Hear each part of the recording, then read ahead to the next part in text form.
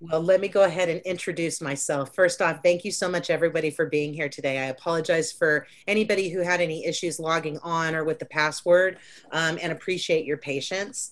I'm thrilled to be here tonight. My name is Renee Marshall, and I've been an educator in our town for 20 years.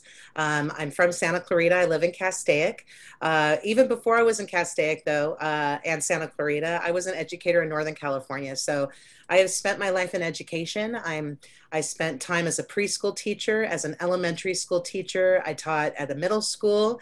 I'm trained as a K through 12 administrator. And then I had a surprise in my career that was a wonderful surprise. And I actually, about 13 years ago, went over to the community college system where I have been serving in teacher preparation at the community college system now for well over a decade. And so I love education. What I do in the community college system is I train people to be teachers. So I live and breathe education every single day.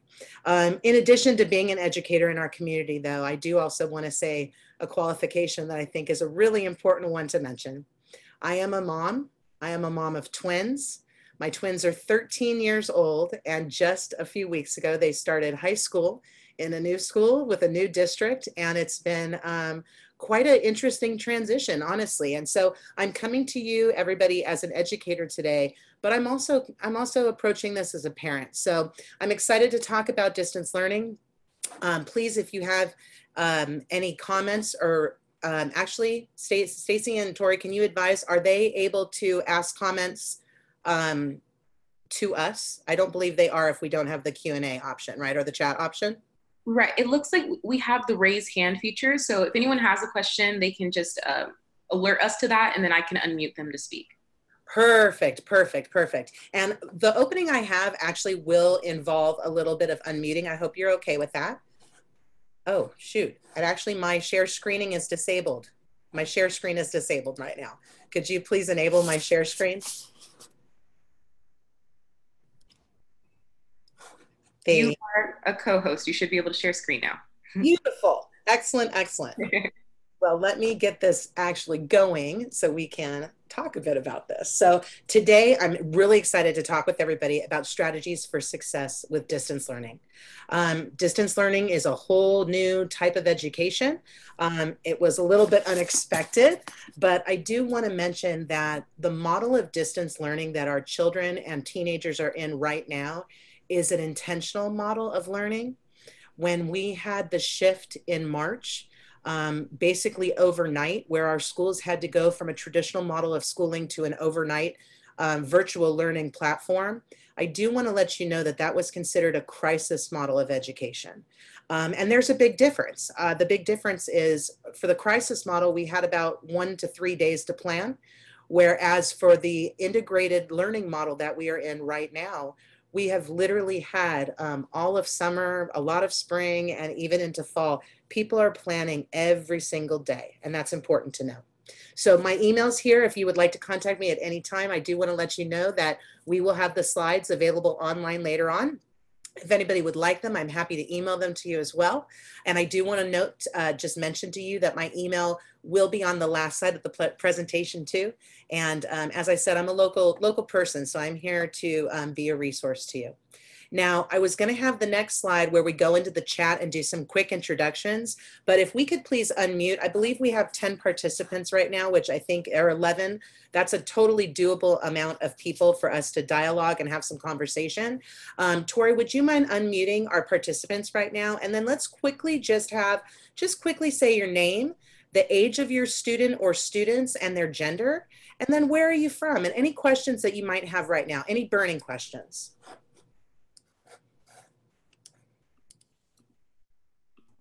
And don't be shy. I know everybody's going to feel a little shy at first, but if you could please talk with us for a minute, that would be great. In any order? Or? Absolutely, any order. Okay, cool. Sorry. Hi, I'm Lindsay. I have a 5.5-year-old in kindergarten. She's doing pretty dang good so far. I was actually moved here in '85, and I've lived in Santa Clarita pretty much my whole life. And I'm just grateful that you guys are doing this, and it is humorous. You're correct that there's all the issues, but that's life. So thank you. That's how we're rolling right now, right, Lindsay? Like you just. I was like, can she hear me? Can she see me? I don't know, but it's just, that's how it is. So I don't really have any specific questions. I just kind of wanted to see if I can gain some more insight into your brain. Yeah. Excellent. Is this year your child's first year in elementary school, or was she in TK? She was not in TK. She just missed it, but she did do the CDP program through Sky Blue, and for a couple of months there. And then she is now starting kindergarten, which I feel like is actually a blessing in disguise, you know, since she doesn't really know technically the difference. But Totally. It's an interesting time. I had a friend whose son was going to be the youngest in kindergarten. She's up in Campbell, California. And she contacted me ahead of time and she's like, what do you think? And I said, you know, where does he sit? And she's like, well, he's youngest. He's kind of immature. I was like, give him another year. Like, if he doesn't have to go, this kindergarten isn't mandatory, which people don't always know. But like in your case, she was already acclimated to Sky Blue and like process and procedure. And at the same time, she doesn't totally know what kindergarten's involved. So yeah. Well, and as long as she feels good right now, I mean, honestly, that's what it comes down to. Keeping her engaged is a little tough sometimes, and she likes to hear it from the teacher. That's my only, you know, she doesn't want to hear anything else from me. She's with me all the time. But yeah, it's so I'm thankful that they're doing pretty dang good. I'm impressed. It's been excellent. Lindsay, I have to tell you too, I literally have a credential as a teacher and principal, and yet my children prefer to hear it from their educators. It's just how it is sometimes, I guess. It's just life. Just kind of how they go. It's kind of funny. But thank you so much for being here today. I appreciate it. Thank you. Anytime you have a question, you let us know. There's a Q&A box, or just let us know and we will answer it by all means. Deal. Excellent. Okay, who else do we have on today? Christy, you want to go next? I can see some names. No, I think I'm not shy. Or Jessica or Julie.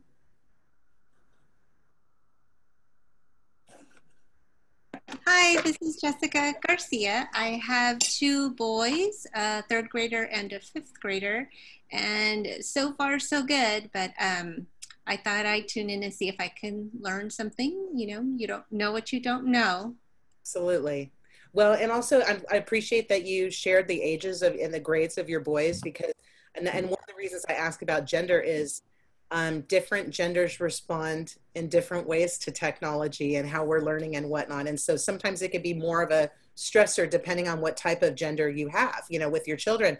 I love that your boys are pretty close in age, but still totally separate, because that hopefully is working to your advantage right now. Like, they can help each other, but they've got their own thing going on, which is really important at those ages, both in third grade and fifth grade. I taught fifth grade for years. It's a fun year. I hope your son really enjoys that grade level. That's a good one. Thank you for being here today, Jessica. Awesome. Who else do we have on today? Feel free to unmute yourself and do a quick introduction. Hi, I'm Julie. Sorry, I thought this was going to be like where you're just listening, and so the kids have all sat down for dinner, and so is my husband, so that was the best. I'm so sorry. Julie was originally going to have you guys just do it in the chat box, but the chat was disabled, so that's I apologize. I'm sorry. I'm like, oh, this is a mess. So I have two kids at Live Oak, but they are in the virtual campus program right now. I have a fourth grader, Leo, and I have a first grader, Piper Hollis. Excellent. Well, I am quite familiar with Live Oak Elementary as my student and my yes. there. And I used to be a teacher there. So yes, I've gone to many of your meetings there, so it's been wonderful to see you again. Excellent. I'm so glad you're here today. And sorry that it's dinner time. And no, that was my fault. I was like, oh, it's fine. I'll just eat and listen. Well, thank you so much for being here. I appreciate it. Thank you. Excellent. Who else do we have on today? Anyone else who'd like to unmute and introduce? I'll just wait a minute, just in case. Okay, well, if anybody else at any time would like to introduce, please just jump in. We want this to be an inclusive environment where we all have a chance to just talk and discuss and to be together. So, this workshop is going to address a couple different things when it comes to strategies for success with distance learning. Specifically, we're going to be looking at setting up an optimal distance learning environment, the essential supplies for distance learning, and also just kind of some nice supplies to have if you have the capabilities. We're going to talk for a bit about strategies of student success, and then we're also going to look at tips for balancing the new types of challenges that are coming to our kids when it comes to distance learning. In addition to that, we're going to take some time to talk about how do we celebrate school success and milestones in a virtual setting? What does that look like? And then lastly, we're going to end with some time for questions and answer. Please know also, I want to be accessible to you, not just during this workshop, but after the workshop and at any time when you need some support. I think right now, honestly, we all just need to support each other. Education, the world is different. The pandemic has taken a toll on everybody. We're seeing a lot of emotional exhaustion and a lot of just social gaps and some challenges right now that we haven't seen in the past. And so anyways, we're going to talk about some concrete strategies because we want to make sure that no matter if our kids are virtual or if they're face-to-face, we want them to be happy and healthy and, you know, in a good physical state, but also in a good social and emotional state. So first, let's go ahead and start off with sample work spaces. Okay, so I picked some pictures here that may be inspirational for some of us in terms of what it could look like to set up an optimal distance learning environment. I intentionally picked these pictures because they totally stressed me out.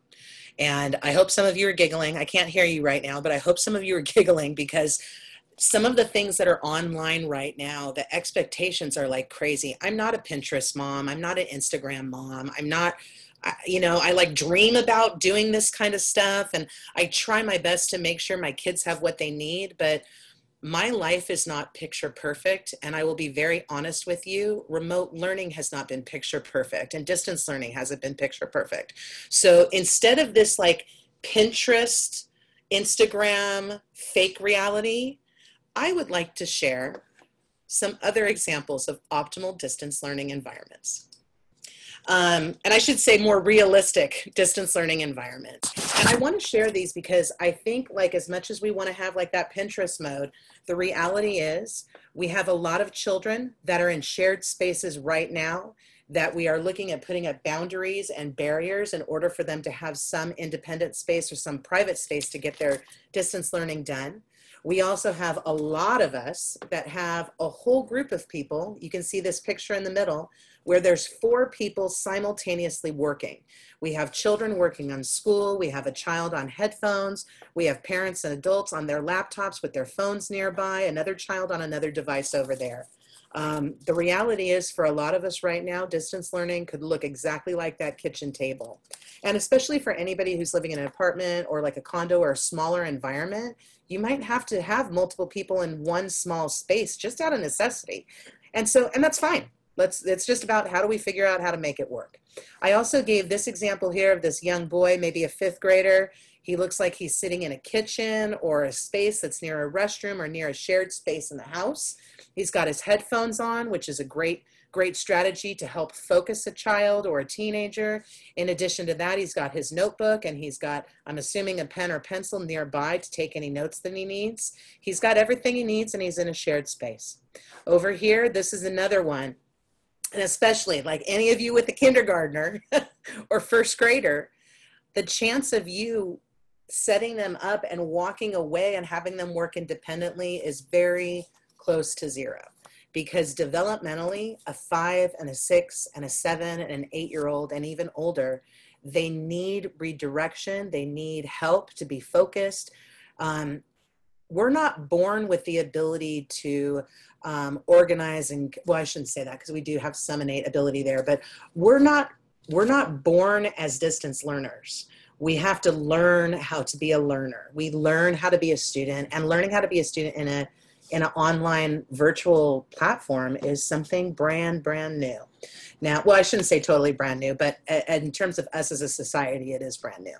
Now, there is one example on this page that I just want to highlight here. And can everybody see my cursor? Stacy, would you mind just giving me a visual, like a thumbs up if you can see my cursor, as I'm assuming you can. We're good? Okay, excellent. So this one right here, I think, is really a great environment to share. And this is the reason why. You've got a small space It looks to me like it's in the kitchen based on the tiled floor that I see. It's a little child's table. And in order for that child to not be distracted, the parent took a science experiment trifold poster board, which, just so you know, you can literally get those at the Dollar Tree. They sell them, and they also sell the foam board ones if you want to make a bigger one. But they took those boards, they put them together to make a privacy wall for their child. On that privacy wall, they've included her name, so it's personalized. That's a huge thing. Kids are so into DIY right now, the do-it-yourself movement. We want them to personalize their space and make it feel good. You see here that the parent has a supply box. They have got a supply, like, what is that called? Like a little pocket with some supplies there. Over on the right-hand side, they have a clear window where a student can put in their schedule or put in an assignment. Right in front of the child, they have a calendar. They've got a light. The child has the device. They have headphones. Really importantly, I hope everybody can see this, there's little stars or little splashes of color that are saying, like, you've got this, you're a great student. Our mentality, the way that we approach distance learning will absolutely impact our kids. So when we're positive about it, even if inside we're unsure or we have anxiety or we're stressed or we hate it or however we feel about it, as adults, when we can compartmentalize and project positivity, you will see that your children will also have a positive, or more likely to have a positive outlook in terms of how they feel about distance learning and their situation right now. I also want to mention too, and this might sound kind of silly, but if somebody's running into this, I want you to not stress out. We're having issues finding desks. For the past few weeks, our IKEA in Burbank has had wait lines of 1 to 3 hours just to get in the store because there is such a rush for people trying to make academic spaces, academic learning environments for their kids. So, I mean, you might have to have your child work at a table just because you might not be able to find a desk right now, and that's okay. One of the things, though, that's really important to know is that, excuse me, when you are working with younger children, so any TK up until probably about 5th grade, 6th grade, maybe even 7th grade, those ages of children really need to be in a shared environment where an adult can check in with them regularly. If you have a 2nd grader and you set them up in their bedroom with their device and headphones and close the door, please do not get frustrated if they're distracted, if they start multitasking, if they don't do what they need to do. A 7 or 8-year-old brain is not set up. It's not developed in a way to have that skill set yet. And so as parents and guardians, we have to consistently be checking in with younger kids as they're doing their distant learning, just to make sure they're on track, see if they have any questions, if they need any clarification. For younger children, especially for parents and guardians that are working, it is stressful to do this, but it is a great practice if you and your child can be in a similar space. So you have proximity, you're there physically, but you're not sitting next to them doing the work or attending their classes, or we don't want to hover over kids. That's not what they need from us. But our presence is really important. Now, on the flip side, once your child or teenager gets into like 8th grade, they are going to want to work independently. They're going to want to work in their bedroom or in a space that is exclusively theirs. They're going to want headphones. They're going to want to be fully engaged because their level of academics is much higher, and therefore their engagement with the learning has to be more intensified in order for them to get the concepts. Now, here's the thing though. I mean, I'm a mom who has 2 9th graders, and they both have their own bedrooms, and for the first time ever, they have computers in there because of school. For those of you who've heard me talk about healthy technology with children, you know that I don't believe in keeping computers in kids' rooms because we have kids that'll stay up till 3 and 4 in the morning, and it's not healthy to do that. But when it comes to academic learning and a distance learning environment, if you have the space in your house for your teen from like 8th grade up to 12th grade to either be in an office by themselves or to be in a bedroom by themselves, please allow them to do so, but please check in. I have now gotten to the point with my own children's schedule that I have changed my schedule as a parent in order to ensure that I have certain points of the day that I can check in with my 2 teenagers to make sure that their day is being successful. And if their day is not being successful, it is okay to step away. And I'm saying that because one of the biggest things, one of the most important points about distance learning and virtual learning is we need to help our kids be mentally healthy. And right now, this is a big experiment. We're all trying to figure out, Department of Education said how many minutes they need to be taught, and all these rules come down. But the practitioners, the teachers are trying to figure out the kind of the yin and the yang of how much work the kids can do when they're online versus in a classroom setting and what that looks like. Now, I will be totally honest with you. One of my own children had a full meltdown in the middle of the day last Tuesday. And I was in the middle of a pretty important work meeting when it happened.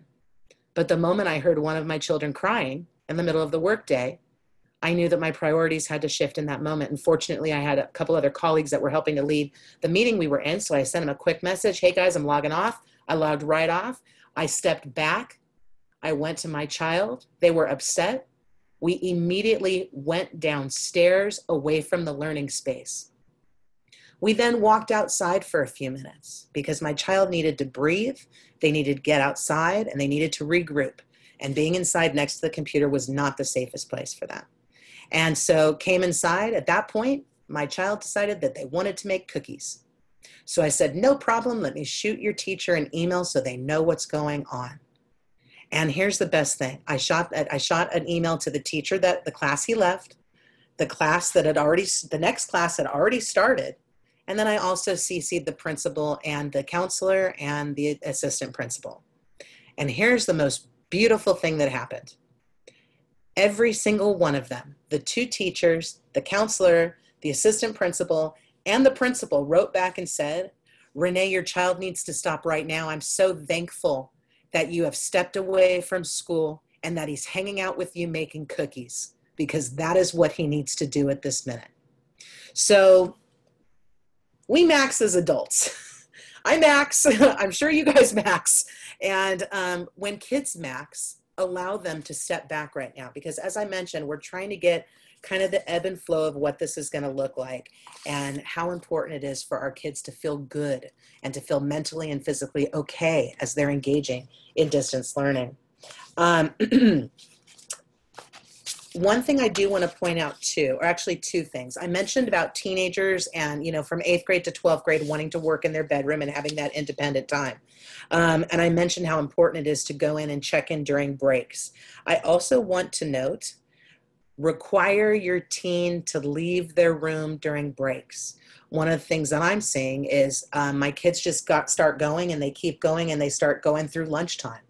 And so we are now conscientiously taking breakfast, conscientiously taking lunch, conscientiously taking the breaks, and making sure that they are out of the computer space, out of the distance learning environment, and someplace where our kids can breathe, relax, get a drink, get something to eat, and just chill out for a minute. One thing I want to point out about distance learning environments also that's really important. I give all these examples of tables and desks and chairs and very kind of traditional setups, because right now, not all, but the majority of the teachers that I'm working with are requiring the kids are in more of a traditional setup. They want school at home to look like school in the classroom. They want the kids to be in school clothes, not in pajamas. They want them to be eyes on the camera, camera on, microphone off unless expected to have it on, very, very specific process and procedures. I do want to note though, before we went to online learning and distance learning environment, we had a huge push in education for something called flexible seating. And this was, probably like the last maybe 8 or so years, where we've been really looking in our classrooms at allowing kids to have more comfort as they're engaging in their education. So last year, you might have gone into your 3rd grader's classroom and saw a beanbag and a child sitting there, or saw a desk that was moved all the way to the ground, almost flat, but then a child sitting on the ground engaging in their work. or kids standing up as they're working, kids on bouncy balls and chairs that move, and just a real different model of how is the best way that kids learn. And so there are some educators who will allow your child to have more flexibility. They may be allowed to complete their homework on a beanbag or complete their distance learning while they're sitting in bed. They may be allowed to sit on a bouncy chair or sit on something that they're allowed to do a little bit of movement during the class. But what's most important is you need to align whatever you do at your house with whatever the expectations of the teacher are. And sometimes if there's any question, make sure to check in. And sometimes if there's a misunderstanding, it's important to check in as well. Just last week, I had a very good friend of mine who had a frustrating situation with her child. He was invited to bring his animal in for show and tell. It's part of the class. During recess, the children were also allowed to have their animals out and be petting and engaging with them. And so the child shared his animal, it was a cat during the start of the day. They went to recess and the child was petting the cat during recess. And then they click to school time. They transitioned to school time again. And then the child was reprimanded for having the cat on his lap and petting it during the academic instruction.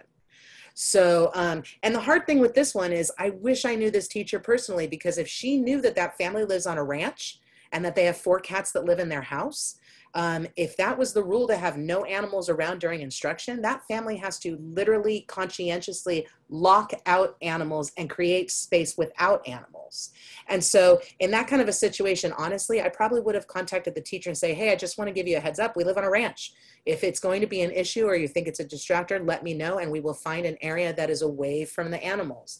But it's important to find out what the norm of the teacher is and what the norms are. For those of you who have junior high and high school students, that's an even bigger challenge, because it's your child or children are not engaging with one teacher over the course of the day, but they may engage with anywhere from 3 to 8 teachers over the course of the day, all with different expectations. And so be kind.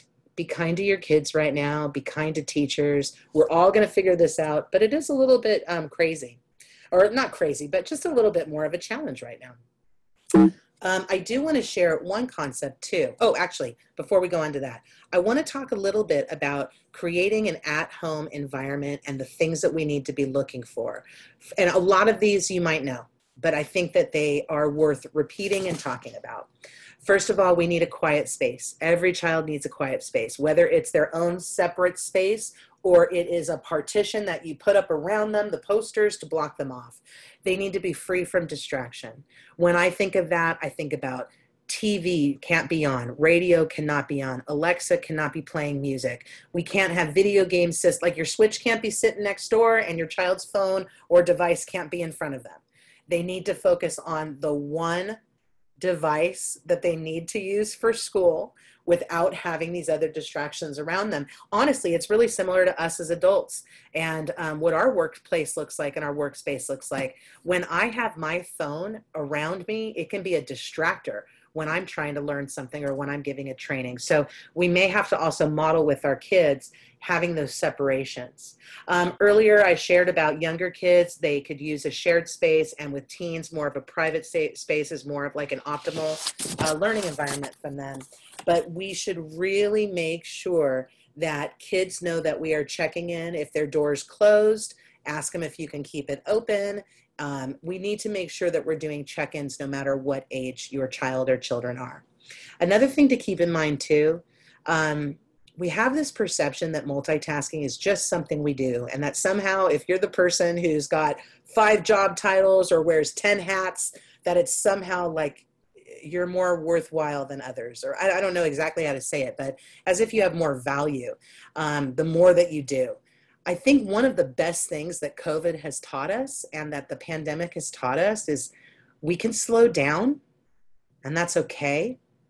Honestly, we need to explicitly be teaching our young children and teens that they cannot multitask effectively. And the reason I say that is when we multitask, we lose attention or specific attention to some of the things that we're doing. And as an adult, we may be able to compartmentalize that and to feel like that's like a safe thing, a safe practice for us to be doing. But the reality is, children do not have the cognitive ability, they don't have the cognitive bandwidth to do the type of multitasking that adults do. So for instance, if you have a child who's got their phone and while they're on their Chromebook, if they stop to look up something on their phone, they may completely forget that they've got something going on with their Chromebook. Whereas an adult, we'd stop, we'd look, we'd come back, and we'd be like ready to go. Children are not like that. They should get distracted. They're children. That's what they do. And so it's really important that we really want to make sure that in that environment, in that learning environment, take the distractors away. They do not help our children, they hurt them. And especially when kids are little, because like a teenager might understand that a phone can be used as a tool. But for little kids, phones are used as distractors. They're not used as tools yet. They're used as a way to like babysit them or maybe have them play a game, but it's not really a tool for like research and understanding and expanding your learning like it can be with older people and older teenagers. So for young ones, it's just best not to multitask. Honestly, even for your teens, it is safer and a better practice to teach them to not multitask and to just focus on the task at hand. One thing to note too, when it comes to supplies, the supplies need to be at hand. One of the things that's so frustrating is if a child or student starts working on something and then say that the teacher says, oh, grab your colored pencils. That, something like colored pencils or scissors or glue, for some families that can be like a 2-hour search or a 30-minute search. And your child needs to be able to have those tools right next to them. Those supplies are their tools. So for something like having your supplies easily accessible, you want to make sure that they have paper, that they have pen, pencil, markers, crayons, glues, scissors, just the basics. You don't want to get too much, especially if they're too young, because when children are young and they've got a lot of tchotchkes around, then those can be distractors also. Now, if you have a child who struggles with focusing, excuse me one moment, one supply that you can get for them that's a great one is called a fidget. And they have these pencils that you buy, just a regular pencil. And then on the top, it's got like a plastic screw that's kind of attached to it. So if you have a child who needs help focusing, they can move it up, they can move it down, move it up, move it down, all off of camera. That touching and moving up and down will help them to focus. It will help them to stay grounded. It will help them to stay present in the lesson. And so there are tools that you can use that can help a child focus that are not going to be as much of a distractor, which is great. A couple other things for an optimal distance learning environment. One of my favorites, and you can't really see it right now because we're getting into the later part of the day, is I love natural light. And so if you can set your child or children up next to a natural light source, that will help them substantially. When I was an elementary school teacher, there was actually a couple different years where one year I had a child with a light sensitivity that would cause migraines. And so we couldn't keep the fluorescent lights on all day in the classroom. But what I found is that when we turn off the fluorescent lights and have more of the natural lights, somehow it just works better with our eyes and our mood, and it's healthier for kids. So I encourage that if at all possible. Also going along with the natural light, how about some air? If you're by a window, if you're not by a window, get a fan or get something nearby to keep that air flowing for your child or for your teen. That really can make a huge difference. In addition, and I'm a big believer in this, though you can't tell from my background right now, but I like to have something alive, like a plant or a fish or something that's going to make you feel good in a moment of stress. And something like a fish or a plant can help to ground somebody when they're feeling anxiety or feeling stressed out about something. Now, for me, you can't see it from where we are because I try to keep this blank intentionally, but right over here, I've got a wall of some of the things that make me smile on a hard day. And so I brought one off just as an example to share with you. So this is the kind of thing that we want to have in a learning environment, whether it be a plant, whether it be a picture or a card or something to ground you, to make you feel good if you're stressed out. When I'm stressed out and I see For the Sweetest Mom, no matter what, I smile and my heart feels full and I feel good. And then I'm able to look back at my computer, regroup, and keep working. So I literally have this hanging on my wall. And this is the kind of thing that you want to encourage your child to have. You want them to have their own artwork. You want them to personalize the space, but also you want to make sure that you have something that catches their attention. And when they're feeling blue, it will help to reframe for them and help them to feel better. Another thing too, ideally the space can have some room to stretch and move around. All of our children are enrolled in physical education, and so that will be part of what they do. Plus later on, we're going to talk a little bit about brain breaks and some physical activities that are really very healthy for children. In addition, and lastly on this one, a great thing too is having the ability to sit or stand. It might not seem like a huge deal, but it really is. And so the ability to sit or stand could also be that your child has a regular desk that has a pop-up that can pop up their computer and make it a little bit taller. I've actually been looking myself on Amazon, and they have some of these for like $25, $30. So there's some really good kind of opportunities to make our spot as good as possible for the kids, our learning spot. I also want to share this concept of storage for supplies. Now, one of my best friends ordered 3 of these for her 3 kids, and I just thought it was brilliant because here's what she did. We've got these 2 carts here. You've got a ton of supplies. You've got a ton of books. The kids are not using every book every day. It's a place to store them. It's close to where they're working. It's movable. So if something happens and they can't work in their learning environment, they can move the cart and work somewhere else. And I don't have a picture of this, but my friend did it, and I just thought it was brilliant. I hope everybody can see that the cart has the 3 tiers, the top, the middle, and the bottom. And what she did is she actually put a solid piece on the top and then put her child's computer, the laptop, the Chromebook on there. So if there was an issue of space for the day, the child could literally move their cart over, set up with their Chromebook, and work from that space for the day with all of their supplies underneath. So just lots of creativity. You know, it's not going to look the same for everybody, but the reality is we just got to try the best that we can.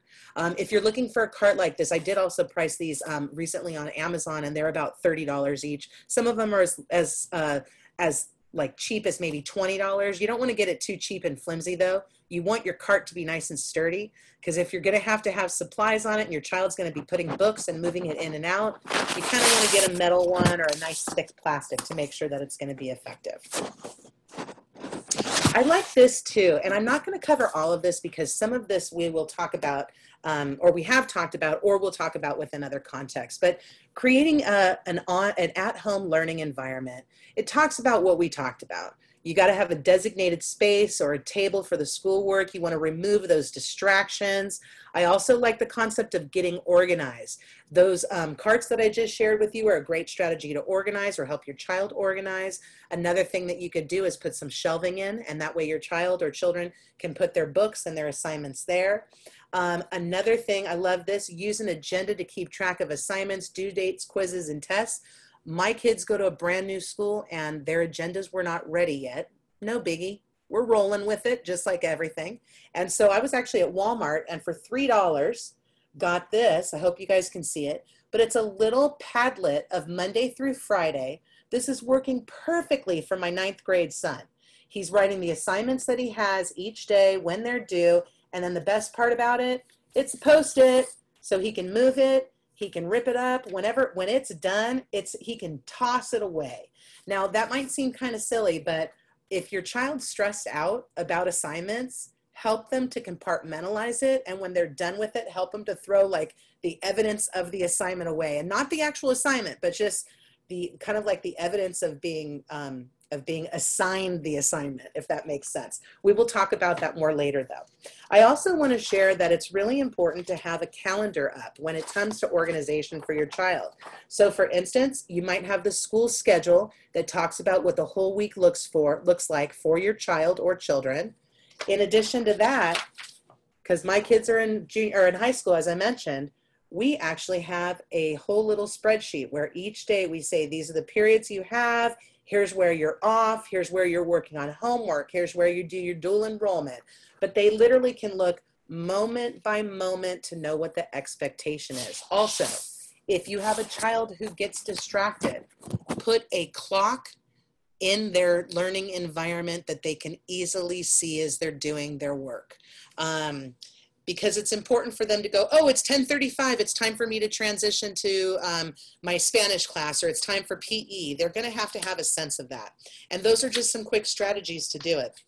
Down here, they talk about taking small breaks. We're going to talk about that extensively very, very soon.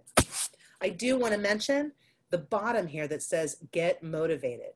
Create daily goals that you want to meet. Set small rewards for when you meet those goals. Create visible calendars or lists to cross off items that are completed. Reach out to parents, teachers, or a school counselor if you need help.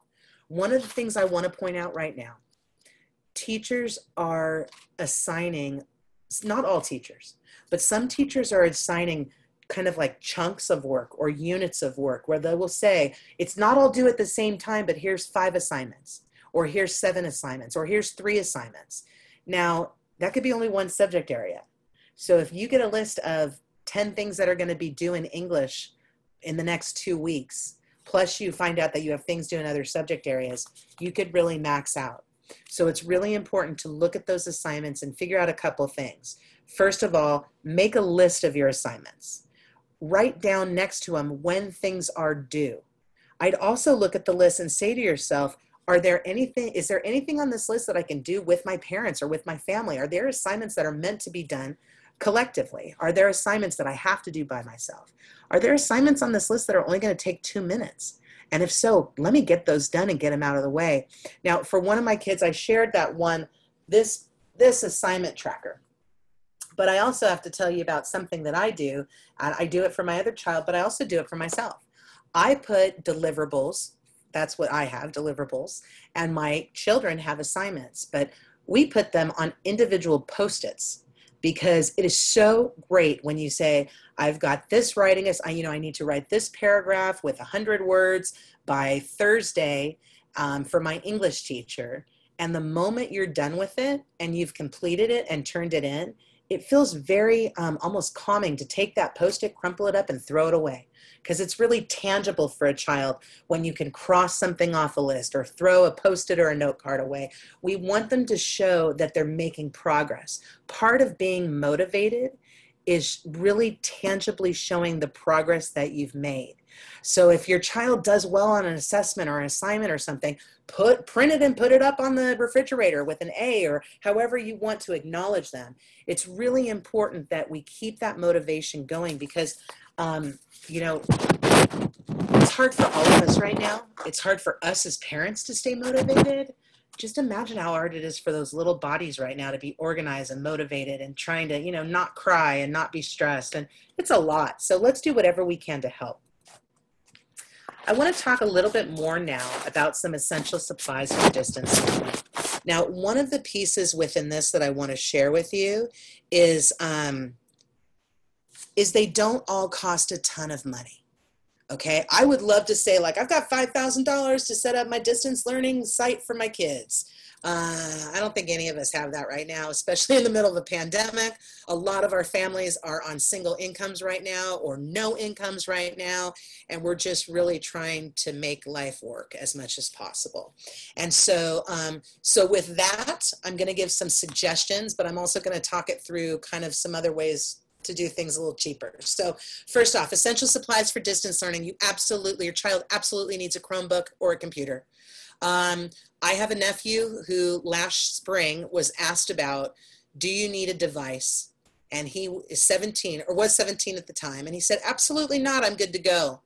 And then for the remainder of spring semester, he was writing papers on an old phone.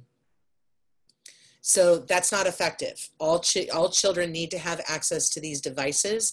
And the best thing is there's something called the Williams Act in our education system that when we require materials, we cannot require families to pay for them. If we require them, then we as an education need to supply them to you. So, which is great because I'm sure nobody has got a ton of money to go buy devices right now. So your school and or your school district should absolutely give your child or children the devices they need to be successful in distance learning. If you have not received notification about it, I will contact the principal immediately. Many districts are also handing out hotspots and other ways to increase Wi-Fi connectivity for families too. In addition to having access to the technology you need, please get that schedule posted. I showed you this one or actually not this one, this is another printout, but the hour by hour by hour schedule of what it looks like. And this is for all of us in my family. We literally go, here's Monday, here's Tuesday, here's Wednesday. Because for those who are in high school and junior high, sometimes your days of the week switch your schedule. So it's important to know. Another thing that a lot of people are really into right now is having a good light or a halo light. What we've done in our house is we got some like desk lamps from Walmart that work really well. They have a flexible hand, and so you can use it to increase the lighting in the space. So that's a nice cheap way to do it. I do not have this, but I've also been told that there's a halo light that literally clips onto their computer just right in front of you for about $30 and can provide that additional lighting, which can be very helpful, especially if your child's taking any, like say you've got a high school student, they're enrolled in dual enrollment and they're taking evening classes from College of the Canyons. That is totally possible that they will need additional lighting during a later class, but depending on where their study space is. As I mentioned before, your child or teen will need a steady space or a desk or a sturdy space to do their work. If possible, get them headphones. They're helpful in terms of keeping your child focused, sometimes helping with motivation. When you can get those other sounds and have them just cleared out, it helps a lot in terms of the learning. Also the headphones, they don't have to be like hardcore $200, nothing like that. I literally have my kids using like their regular headphones that they, plug into their old iPhone 6s and listen to music in. So you can do something like that and it'll work totally fine. Blue light glasses. I want to talk to you about blue light glasses because are your kids getting headaches? Are their eyes watery? Are they rubbing their eyes? Are they itching their eyes? Are their eyes showing any indicators of something not right? If so, grab some of these blue light glasses, okay? Now, I got mine on Amazon for my kids, and we just got them in, what is today, Wednesday? They probably came in on Monday, and I think we maybe ordered them on Saturday or Sunday, so it was a very quick turnaround. Best thing ever, we were able to get 2 pairs of blue light glasses for under $15.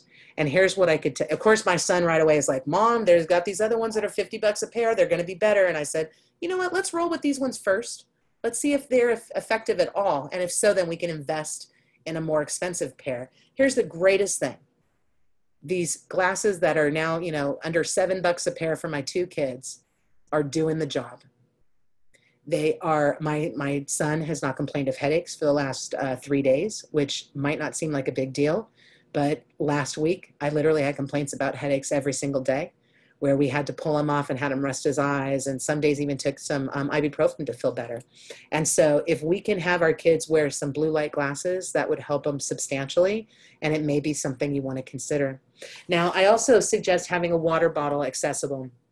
Some teachers may have specific rules about drinking and eating, but I think a water bottle to stay hydrated is absolutely a necessity, and hopefully nobody will have an issue with that, any of your teachers. I did mention on this list ergonomic supplies, because realistically, there are some wonderful ergonomic supplies that are available that will help your child.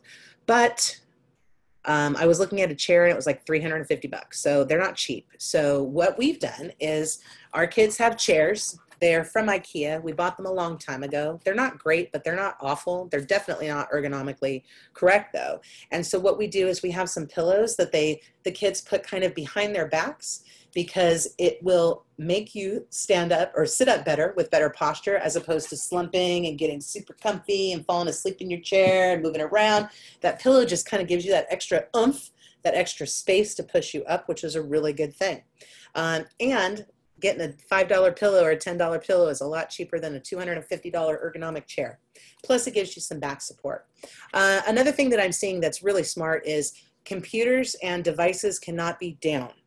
If a child has their Chromebook, I'm doing this intentionally, I hope everybody can tell that. If your child has their Chromebook on their desk, this is what's going to be happening. First of all, they won't be engaging with the teacher in class because they won't have their eyes where they need to be. And second of all, how is that going to be for your neck?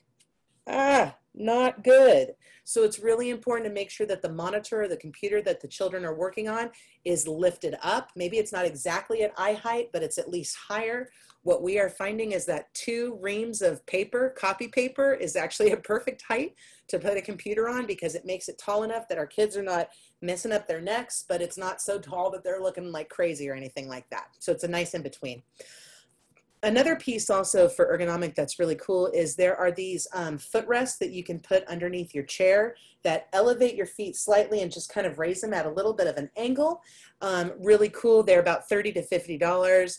We literally took 2 reams of paper, put it underneath the desk, and now our kids can move their feet and lift them if they would like to. So that's the cheap way of doing something. Not exactly the same as the ergonomic, I'm sure, but it's at least trying to get our children's bodies into positions that are healthy for them to be staying in for extended periods of time. In addition to looking at those type of, also, I'm sorry, I mentioned a monitor lift, and you can do the monitor lift with the 2 packs of filler paper, excuse me, not filler paper, copy paper, like I mentioned, but there are also these desk extenders that you can get where you sit it down on your desk, and then with the push of a button, it can literally go pop up, and so then it makes it that you can stand up and work at your desk while you're on your laptop. Those are really fascinating, kind of a desk extender, and they range in price significantly, though I have seen some in like the $30 to $50 range that are pretty good. I've not purchased one yet, so I can't vouch for anything in particular, but if you have a child who really needs to stand up a little bit more while they're learning, you might want to look at a way to make them have the ability to put their laptop up so they can stand up for part of their day. I mentioned earlier we need to have school supplies accessible, things like scissors, markers, pens, the type of items that kids need. Not tchotchkes though, not too much where they're going to get distracted, just the tools they need for learning. Now, excuse me, I put a couple bonus items at the bottom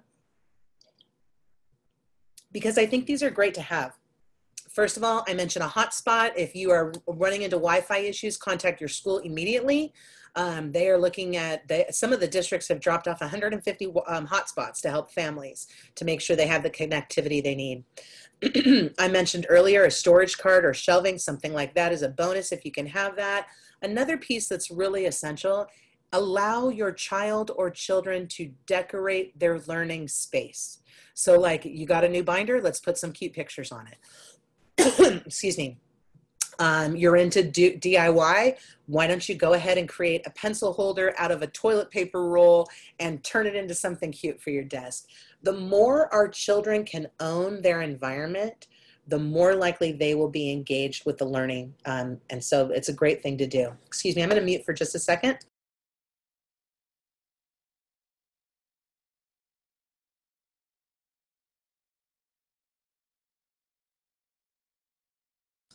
Sorry about that, everybody. A little bit of a cough there.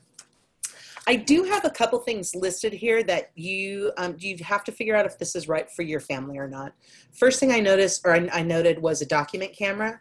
We are finding that when people have a doc camera, it's helping them substantially in terms of turning in assignments or the expectations within the classroom.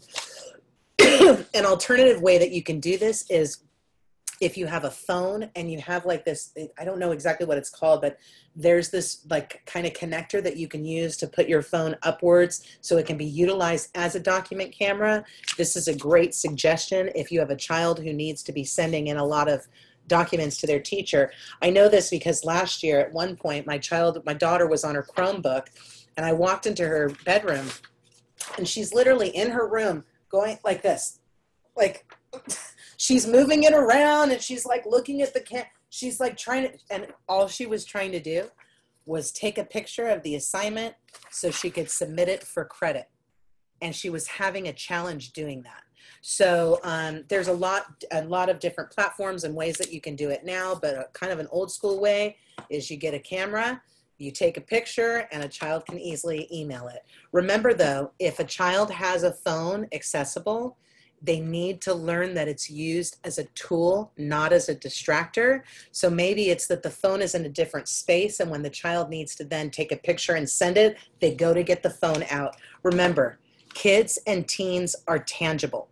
Things need to be concrete, We need to set parameters, and we need to make it tangible for them. So if they're not allowed, or if they're not supposed to use their phone unless they're taking a picture and submitting an assignment, we probably don't want it sitting on their desk the whole time they're learning, because then it's not put away as a tool, it's more out as a distractor. But if you had one of those carts or a storage area, you could have that phone kind of hidden and away, so it's accessible but not distracting. It's kind of like a balance. Oops. Let's go to the next slide.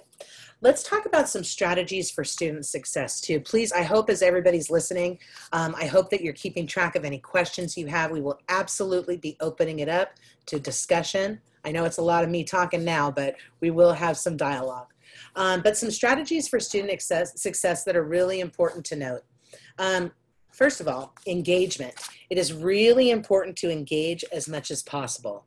The surveys the district sent, I think all of us probably did like 5 or 6 surveys. That's okay. They're just trying to figure out what's going to work for our families. And they need our voices. They need our critiques. They need our help to help shape what education is going to look like. What about emails? Sometimes we get so many emails, but it's really important to take a minute to respond back when appropriate. Or if you have, say your child has a teacher and you haven't heard from them yet, shoot an email to say hello. Shoot an email right now to say you're doing a great job. I can tell you for a fact that the teaching profession is more beat up at this moment than I have ever seen. And I've been involved in teacher preparation for 13 years of my life. So I've been around for a while now. And it's a very hard time to be a teacher. So if you get a moment, shoot an email or send some sort of engagement, some sort of communication, just to let them know that they're doing an okay job or doing a good job. I know it would be greatly appreciated. I actually, before the school year started, I sent an email to my new assistant principal I'm working with, and I said, I'd love to get presents for the teachers at the start of the year.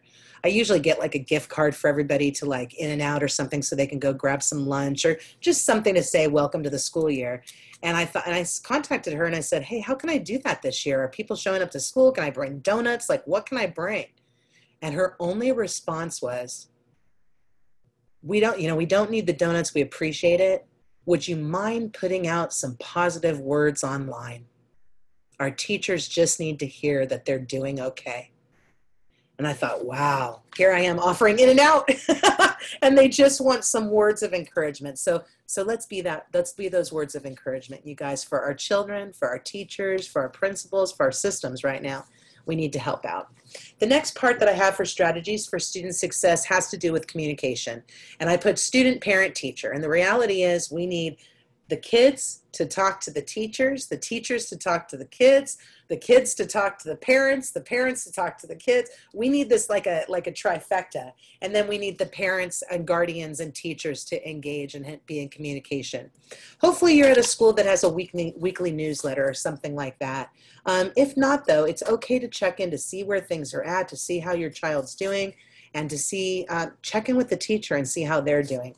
That communication is key. We're not in a point right now where we're going to walk up to the school and see the teacher and wave and say hello. Our communication is really limited. And so it's a time to have intentional communication with the with the adults that our children get to engage with. Also, if your child has a counselor, maybe they're seeing a counselor for mental health services, maybe they're seeing a counselor for academic services. Make sure you check in with counselors as well right now too. In addition, strategies for student success. We mentioned this early, but it really is absolutely key. We have got to have a schedule. Children thrive when they have a schedule, when they have a routine. For any of you who are on right now who have a child with special needs, please know that that's even more imperative if your child has special needs.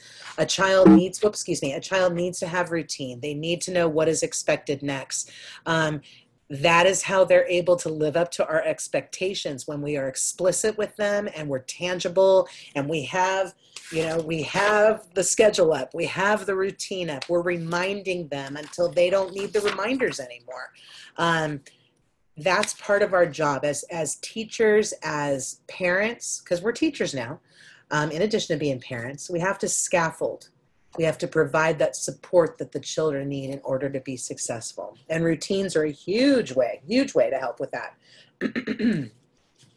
I also mentioned breakfast, lunch, snack, and water.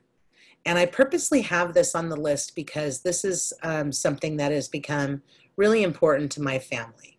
I'm a working mom. My husband works a lot. Many days he can work from 6 a.m., or sorry, not 6 a.m., probably about 7:30 a.m. till about 6 or 7 p.m.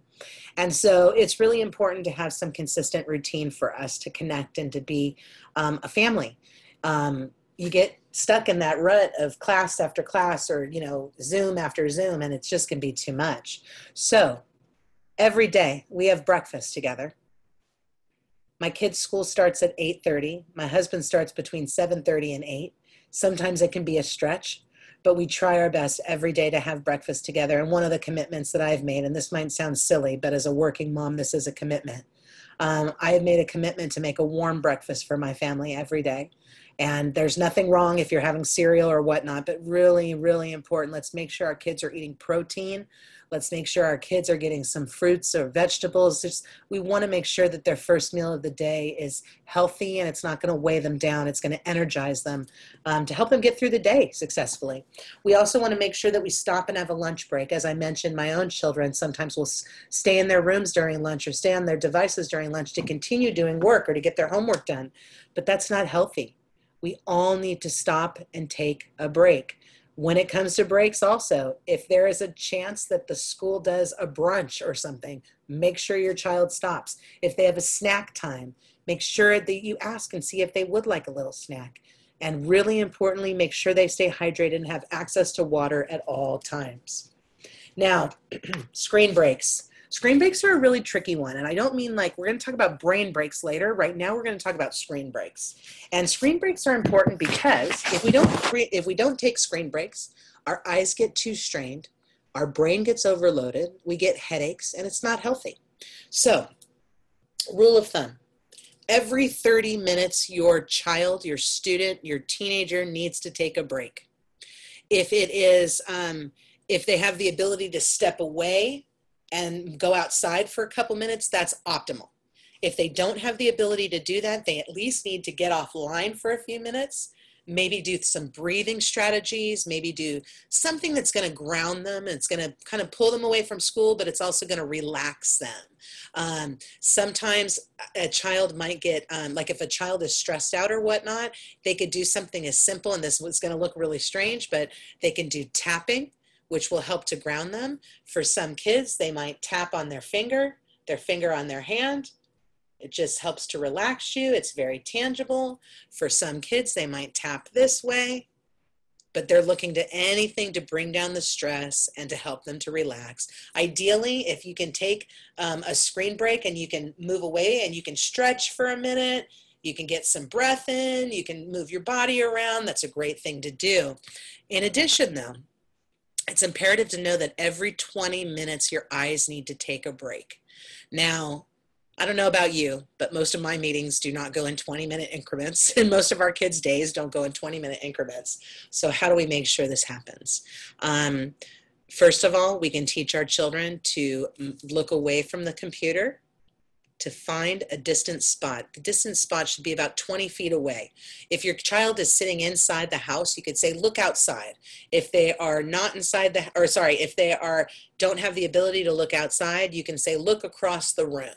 You want to give them a marker that's at least 10 feet away, maybe 20 feet away, and you want the child to move away, look away from the device, and to stare in that other thing or that other direction for a solid 20 seconds. Now, at the beginning, you'll have to be counting with your child in order for them to get the pace of what 20 seconds looks like. I'm not sure about you, but I can think of one of my kids who sometimes maxes out on school. The 20-second gazing outside might turn into a 3 minutes. And so that's not good. But I also have another child who might try to look away from the computer and go 1, 2, 3, 4, 5, 6, 7, 8, 9, 10, 11, 12. And count so fast that it's really losing the effectiveness of looking away. So if you don't have the ability to look away for 20 seconds, you can also let the teacher know that your child needs to be taking these screen breaks. And one of the things that they could do, but I would check in with the teacher if it's during class time, is a child can literally cover their eyes and give themselves a screen break by just closing their eyes, covering their eyes, and counting to 20. The idea is just to remove you from the screen for 20 seconds to let your brain just kind of decompress and to let your eyes relax. So there's all sorts of ways that you can do it. If you find that your child has a lot of anxiety, stress, headaches, get those blue blocking glasses. It really may make a huge difference for them. But also, you don't want to push your kids too much because screen exhaustion is absolutely real. Zoom fatigue is absolutely real. Watch the behaviors, especially for those of you that have a 5-year-old or a 6-year-old. If they're wiggly or giggly or fidgety or like they look like there's no way that they can keep going. If they're yawning, so I'm going to make everybody yawn by doing that. If you're yawning, it's an indicator that your body's trying to get more oxygen to keep going. So stop. Allow your child to stop. If their body is showing signs that they need a break, if it's not break time yet, pull them off and let the teacher know. Send them a quick email or something on chat to let them know. But if it's a time, if you can start getting it with the timing, when your child has a 5-minute break or they've got a 15-minute brunch or a 15-minute recess, you want to make sure that those moments are taken and that your child is really looking away and being conscientious about making sure their eyes get some rest. Okay, let's talk a little bit too. Your kid needs to own their workspace. I mentioned earlier the DIY idea. That really is what it's about. Let your child put up a poster. Let them put up pictures, artwork. Not a ton of stuff so it looks like an episode of Hoarders, nothing like that. You don't want their workspace to be crazy, but you want to make sure that they own it. When a child or teenager feels like they own that space, their likelihood to be successful in it grows significantly. Too many assignments. This is something that I think a lot of us are dealing with right now. There's so many assignments, and I know that teachers are kind of chunking them intentionally to help kids kind of have a to-do list that's ongoing. But for some children, having an ongoing to-do list can be suffocating. And so earlier I mentioned that you could put assignments on individual Post-its. I also mentioned and showed this little handy dandy writing down each day of the week what is due and marking it off as you go along. But just a reminder, if your child is overwhelmed by the amount of assignments they have, they need us to help them figure out where the priority lives, you know, what's most important, what is due soonest, and also to know what can be done with help, without help, and also how much time things will take. A child might get 5 assignments and feel overwhelmed. And then if you say, okay, well, let's talk about your 5 assignments. You're in 2nd grade. So the first thing you need to do is write the spelling words. You have 10 spelling words. You need to write them 3 times each. How long do you think that's going to take you? Oh, about 15 minutes? Okay, let's write down 15 minutes next to that assignment. Okay, the next one is you have to read for 10 minutes. Okay, well, how long is that? Oh, that's going to take you 10 minutes. Great. Do you want to read now or do you want to read right before you go to bed? There's certain assignments that we can compartmentalize and move to a different time of the day. If your child's maxing out, don't push them further. If they have reached their limit, allow them to have a limit. And it might be different than what it was when they were face-to-face in that type of a schooling environment. Please know that. What's happening now with being online and learning remotely, your child's behaviors will not be identical to what they were in a traditional classroom. So I mentioned earlier how we have to give grace and be kind. Do that with your own child. Most importantly, do that with yourself. When my child had a breakdown last week and started crying in the middle of the day, I was totally panicked. It's like we're like 1 week into the school year and my kid's already freaking out. And the first thing I'm like, oh my gosh, am I going to have to homeschool all year? I start going into like all this panic. And instead I thought, no, my child needs to step back right now. I'm going to allow him to step back and I'm going to let the school know what's happening. And they were so, they gave so much grace because they knew in that moment, that was what my kid needed to do. He needed to step away from the computer, hang out with his mom and make some cookies, not go to biology. And so, be okay with that. If your child needs a break or you need a break, ask for it. It's okay to do. Now, another thing that's really important too, we need to be connecting with our kids, but not micromanaging. One of the things that I'm hearing about a lot is I'm hearing stories of parents and guardians that are sitting in for the entire time that their child is in distance learning. And if you have a child who has special needs and maybe you have a special agreement where you need to have that kind of a setup, that's one thing. But if your child is in general education and works alone in a classroom or works collectively with a teacher in a classroom, they should be able to do that in this online platform as well, in this online learning. You want to check in, but to sit next to your child it's setting them up for failure. Don't get me wrong. I'm a parent. I want my kids to be successful. I want to do whatever is necessary to help ensure that they're successful. But when I micromanage them, I control them in a way that they move away from thinking about their own life, planning out what their assignments are, planning out what they need to do. And when we move them away from thinking and planning, we're literally losing or taking away their ability to have a strong executive function. We talk about kids like regulating their behaviors and knowing where boundaries are and things like that. If we do it all for them, if we micromanage them all the time, your child will have virtually no executive function. They won't be able to regulate, and it'll constantly be a mommy, mommy, mommy, daddy, daddy, daddy, mommy, mommy, mommy, daddy, daddy, daddy. And that's fine when they're like 3 and 4 and even 5, but you don't want a 12-year-old or a 9-year-old to constantly being like, mommy, mommy, mommy, mommy, mommy, because that's saying that we're doing too much of their job if they're relying on us that much. So how do we step back? How do we allow them to think about this and to make plans? And it's simple things like, you've got 3 assignments. Let's talk it through and you tell me which one is most important. You tell me which one is the priority. For a child who's in kindergarten, if they have 2 assignments, they can tell you which one of the 2 is most important and needs to be done first. So let's assume our kids are competent. Let's help our kids become confident, and let's really try to be supporting we do not want to be the helicopter parents. We do not need to be helicoptering on top of our kids to make sure they're okay. It might feel like it sometimes, but we really can. Early in my career, I read a book called Roots and Wings.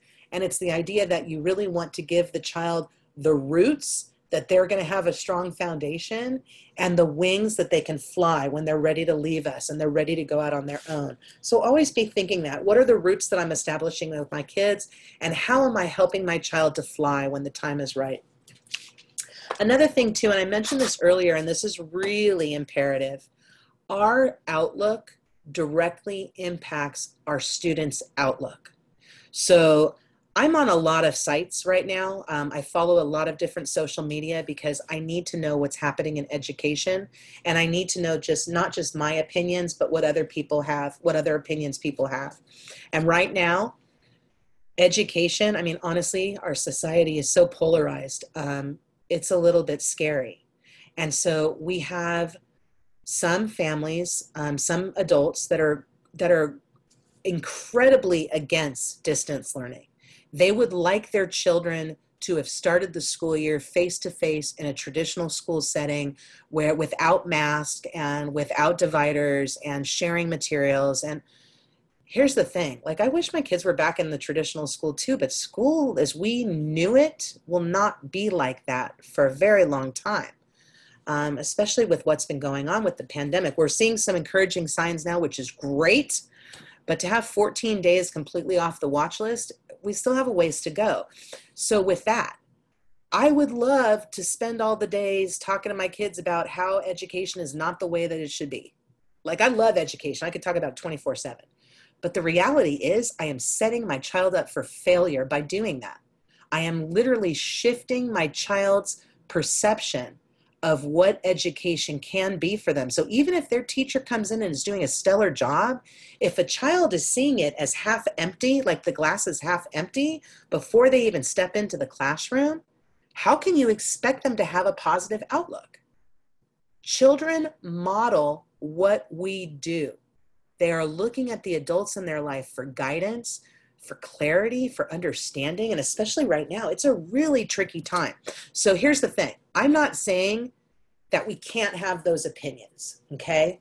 because we're human and we're all going to have opinions about what it should be, what education should be right now, what life should be like right now. But the reality is our kids are set to follow a certain set of rules that are dictated by quite a few different agencies right now, and it's truly out of our hands. So with that, for those challenging adult conversations, please keep them with adults. And for those times when you've got your kid needs somebody who's upbeat and positive, please be that source of light. Please be that source of inspiration. Kids will see this as, having the glass half full if we talk about it that way. And maybe it's not that we're emphasizing everything in education right now. Maybe we step back and say, what are the positives in our lives? I mean, I got to be honest, you guys, my family's moving slower than we have moved in the past decade. And I'm not saying that as a critique. I'm saying that as a success, because we have been running like we're on hamster balls for a long time now. And so as hard as the pandemic has been and the losses that we've had from the pandemic, I'm also more engaged with my family than I've been in a decade. We're doing more games and more puzzles and staying home together instead of looking for outlets all the time and constantly looking for things to do. We're really treasuring our time together. So let's do that with our children. Let's talk about all the positives of what has happened, and let's talk about the fun stuff when it comes to school. How crazy is it that you get to be on the computer learning from your teacher today? Oh my gosh, you're on a platform I've never even heard about. Can you tell me about Google Meets, or can you tell me about House Party, or can you, your teacher's using Flipgrid. Can you teach me how to use Flipgrid? Encourage these discussions and encourage this asset thinking with your child by asking them questions and having them be the experts. For the first time ever, for especially our younger children, they're going to have more of a skill set in this than a lot of us do. So have them teach us, have them embrace that, because it will be very empowering. And then it goes to that asset thinking, where then they think, wow, look at what I did, and look at all these good things that are coming out of me learning this way. I'm a competent student. We want kids to think that. We want them to think they're independent, they're competent, they're confident. That's what's going to carry forward with them as adults. Okay, another piece too, brain breaks. And this is something I really want to talk about for a few minutes, because the way that we do brain breaks, it really needs to be kind of extensive. Brain breaks can't be just small. A couple things. Let me get to my page because I want to make sure I have all the tips here to include for you. When it comes to brain breaks, they can be indoors or outdoors. Ideally, a brain break is going to be you've got at least 5 minutes for that child to do something. In an optimal environment, they go outside for a little bit. Maybe they're picking flowers. Maybe they're running around. Maybe they're petting a dog or picking some fruit. We have some citrus growing right now. I can't wait till they are ready to go, because then they'll be like, oh, you've got a break. Can you go grab 5 lemons? Let's make some lemonade. Anyways, there's all sorts of things that we can have kids do during those brain breaks. For instance, playing a game, going outside, writing with some chalk, blowing some bubbles. Maybe there's not enough time to go outside and do a brain break activity like that. No problem. Let's get out of my chair. Let's do some jumping jacks. Let's do some running. Let's do some cardio. Let's do some push-ups. Let's do some sit-ups. Anything to get the body moving. One of the best things we can do with brain breaks for our kids is to do activities that involve crossing the middle line of your body, because you've got your right brain and your left brain. They work differently the way they function. And so when you do activities where you're crossing over the middle line, or maybe you're touching your knees and you're going back and forth like that. I feel like I should be standing up and demonstrating it, but that crisscrossing motion of back and forth helps to reset the child, helps to reset the body. It gets their right brain and their left brain working in unison and working together. And so those kind of activities are actually really effective.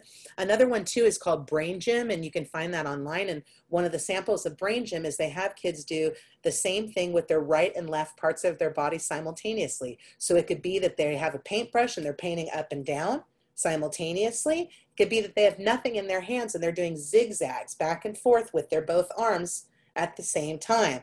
Might seem kind of silly to us. It literally will help your child to reset. So if they're stressed out or whatever, overwhelmed, step away from the computer. Let's run in place. Let's sing the alphabet. Let's sing the happy birthday song. Let's clap the letters of the alphabet. Let's clap to 50. Whatever you can think of. One of the things I used to do with my students, anybody who's got kinder, because I taught kinder for years, we used to punch out the letters. And so the kids would sit there and go A, B, C, D, E. And it gets them moving, and it gets them grounded, and it gets them in a good space, which is what we need to do as much as possible. Now, I have a couple of things that I found online that I wanted to share with everybody today that I thought were really effective. First of all, on the left here, we've got how to motivate your children during remote learning, tips for parents, and a lot of these are things that we talked about. But I really think that there's a couple pieces here that we need to mention again. Down here, it talks about inviting your children to share their ideas. Challenge them by asking questions and respond to their proposals. We want to engage about whatever our kids are learning about. So maybe they're learning about civil rights. Maybe they're learning about slavery. Maybe they're learning about the community they live in. Maybe they're learning, who knows, how to write a 5-sentence paragraph.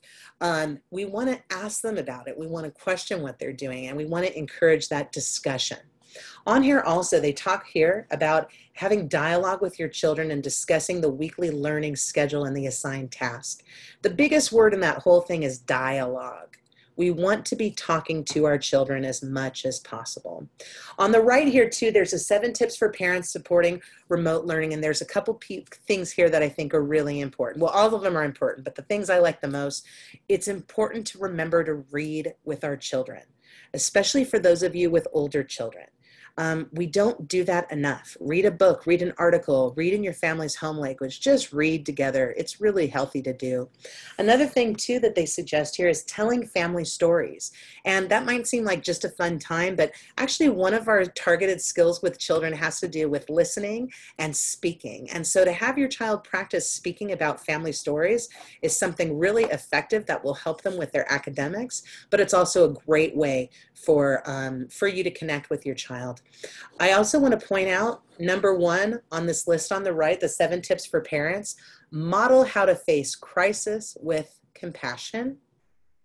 Don't get me wrong, I like to freak out myself sometimes, but it's really, really important to stay in control, to stay in good shape, and to really model to our kids how we are going to take care of ourselves. Always remember, no matter what age our children are, they are looking to us as models for those answers and for what those norms are. I like this one also here, this 10 parent tips for distance learning success. Specifically here, I liked a couple concepts. First of all, the idea of understanding your role. And it talks about how distance learning is different from homeschooling and some of what that looks like. I also like here, they're talking about asking for help. I have to be really honest. Last week when my child was having a hard time, part of me was like, should I even say anything? Maybe we just take the absence and don't get into it. And then I thought, you know what? No. The educators are going to know they're going to want to know what's going on with my kid, especially because it's the beginning of the school year and this is out of character. And I was so grateful that I emailed them and I just let them know what was going on, because even though the email didn't specifically ask for help, we received the responses we need and we received the help that we needed, which was exactly what my child needed at that point. I also like down here how it talks about building a village. It says distance learning presents challenges, especially for working parents who have little employment flexibility. We need to work together to make this work. And all of us might not have the same exact opinions on everything or how things should run, but we just need to figure out a way to get along and to help each other as much as possible. Now, I love this one too that I really wanted to share with everybody, because I thought there was a couple things here that were really, really important. First of all, on the right-hand side here, it says something that I think is imperative. This time period is just, This time period is just a tiny % of your child's overall school career. Think about that. Don't even think of the school year. Just think about school career. We're really looking at a couple months, and it's going to be okay. So doing this may be your best, and that's okay. I love this one, doing what you can. And how it says, even in extreme stress, they understand what we're going through. We need to encourage our kids. We need to ask them questions. One of the things here that I really love, they also talk about reading and family stories, but I love this down here. Write about what you're going through. What are you seeing, thinking, feeling, wishing, missing? If we can have our kids be in tune to their social, emotional learning, it will help them significantly as we are moving on. Okay, couple things here. Tips for balancing related to distance learning. Remember, this is not a permanent model of education. This is something that's temporary. Let's stay positive. Let's stay supportive. Let's stay positive with family and friends. This is one thing that we haven't talked about that is really essential. We need to stay connected. One of the biggest lifelines for one of my kids this summer was a good friend of mine and she had a battleship game. She dropped off half of it at my house, half of it's at her house. And like a few times this summer, her son and my son Zoomed together and played Battleship. And that might seem like something small. It was significant. This is the time for calls, for letters, for FaceTiming, for Zooming, we have to make concentrated efforts to make sure our kids are connecting with people outside of class time, both during the week and on the weekend. Let them FaceTime, let them house party, let them do anything possible where they can see and connect with friends. One of the things we do is occasionally, like, we'll drop something off at somebody's house and then we'll stand outside in their front yard well more than 6 feet away, but with masks on, but still talking and communicating. Just seeing a person every couple weeks can make a huge difference. Earlier, I mentioned some of these items, and I'll talk about them again just briefly. Find the silver linings. What are your silver linings with the pandemic, with distance learning? And be explicit with your kids. Talk about the goodness that's come out of this. Display grace at all times. Be kind, be respectful with everybody, with teachers, with friends, with the kids, just as much as possible. Now, if your child needs help, though, do not hesitate to ask or advocate for your child. Remember, we are our children and our teenagers' strongest advocates. It is our job to make sure that they get what they need. And especially if they're at a new school with a new teacher, they might not know your child 100% yet. So it's okay to advocate and to make sure that you're filling in any potential gaps that there might be. I also mentioned on here, if appropriate, if your child has an IEP, an individualized education plan, or a 504 plan. Those both fall under special education. And if your child receives modifications from those type of plans, please know that you can write or get modifications written into your 504 plan or your IEP that are related to distance learning. If your child's struggling in this new way of learning, talk to their case manager or their counselor and or their teacher and principal to make sure that their needs are being met. And everybody wants to have every child's needs met. It's just a little bit trickier to do it in an online environment. Earlier, I talked about time management, the need for schedule, routines, and being consistent. The more tangible we are, this is tangible. This is tangible. And this is tangible. The more tangible we are with the kids, the better off they will be. I also want to mention mandatory screen-free time. Now, kids might disagree with this because they might be like, but I haven't been on my device all day. I've been on my Chromebook. But reality is screen time is screen time, and we need to help them to back away from it a little bit. I did want to share a couple other things before we get to comments and questions. This little bit on time management tips I thought was great. I almost thought personally I was going to print it and put it up in my office. Keep yourself motivated, divide up your work, do not multitask, and keep a routine. I liked how it kind of has a beachy little theme to it also. I wanted to let you know, as I mentioned, I will have my email at the end of this. Anybody who would like these slides, we're going to be putting them on the DFYit website, and it'll be on their social media. I'm also happy to email it to anybody. Also, any of my notes I'm always happy to share as well. Okay, this one has to do with moving away from screen time, and I love this, the ABCs of screen-free time at home. And it's a reminder. Call somebody, draw your favorite book, jump rope, play with Play-Doh, do an obstacle course, paint with Q-tips. I love this one. I have a kid who would absolutely love this. Measure the perimeter of 3 rooms in your house. Put together a puzzle. Try a hand at baking with an adult. There's so many ideas of screen-free things that we can do with our kids that are online and easily accessible. Sorry, screen-free ideas that are online that we can do offline. I love this one too. These are called screen choice boards, and this is one example, but these are made so if you have a child who isn't reading yet, you can still put in choices of what they can do that are not on screen that will help them to go, oh, well, maybe I can draw, or maybe I'll go outside with my teddy bears, or a little kid's probably not going to learn to juggle, but they might throw one ball up and feel like they're juggling. So, but these are available online, and I think this was a really nice thing.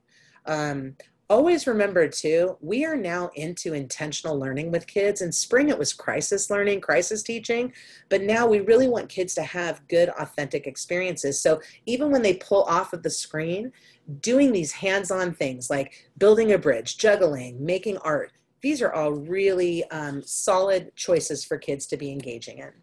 Now, this visual I wanted to share just very quickly. This is actually a teacher visual, but I think it's really important as parents and guardians that this is in our realm right now too. Things have changed. They're trying to give more feedback versus grade. We want to make sure kids have individual times with teachers and counselors. We want to focus on the social emotional learning.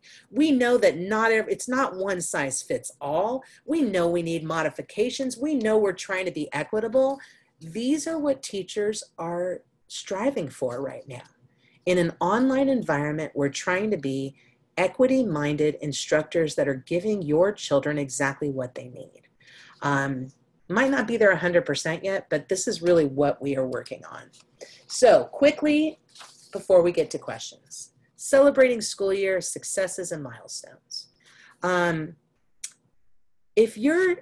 If your children take a first day of school picture every year, please do it again this year, even though it's remote learning. If they've already started school and haven't taken their picture yet, tomorrow's a beautiful day to take a first day of the year picture. Another thing too, for some of us, we've already had back to school night, but for those who have kids in junior high and high school, back to school night is like this week and next week. So it's not too late to take those pictures and to celebrate those successes.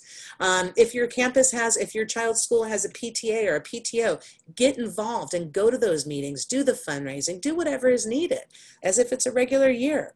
If your child finishes a challenging project or assignment, do something fun. Put it up on the refrigerator. Put a big star on it. Drive through Foster's Freeze and go get a root beer float. Do something that is going to make your child feel successful and to make them feel accomplished. We want to celebrate those grades. If you normally give your child $5 for every A or $1 for every A or whatever it is, you do it during distance learning as well. And we want to really document, let me go back for a second. Another thing to think about is, what did you celebrate before distance learning, and how can you still celebrate that? If you celebrate birthdays and your child wears a birthday hat or a birthday badge, have them do it. If they have Star of the Week or whatever it is, you want to continue with those traditions. And if the tradition can't be accomplished, how about a car parade or something like one of our new social distance traditions that we have? Another thing too, we want to document the entire school year. Take pictures of everything. Make sure that when there's spirit days, we're involved. I gave the example of, if you have a Halloween celebration at your school and that's not happening this year, why can't you do it at your house? You can still dress up in costume and have a good time and engage kids. Our attitude impacts our kids' attitudes. Okay, lastly with this, I thought this was a really cool visual in terms of low tech, no tech, different activities that we can be doing with our kids that are academically based. This sample here, going outside with a book and reading, labeling a picture of what's around you, reading a recipe, executing a recipe with an adult. I will tell you, some of the best teaching I ever did, had to do with math and fractions. And we took a group of 30 fifth graders into a, what's it called? It's like the cooking room, like the culinary room. And they were given a recipe and they had to change the fractions based on how many times, like what portion of the recipe they were going to make. Oh my goodness, it was fantastic. Why can't we do those kind of things at home, with our children? We're kind of filling in and doing some other things there, but these give some really great examples of things that we can do with our kids that still are going to be low tech or no tech, but are still encouraging their learning. So with that, I'd like to talk for a few minutes. I'm sorry I talked so much, but I'm curious, what kind of questions does everybody have? What kind of comments? How are your kids doing? What are they struggling with? What are they succeeding with? How are things going? Let's take a couple minutes now to unmute and talk for a bit.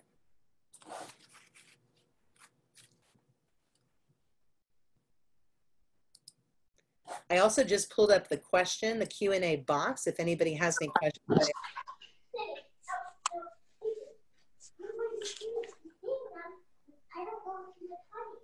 Excellent. I hear somebody unmuted. That is fantastic. Do you have a question or a comment? How are your kids doing right now?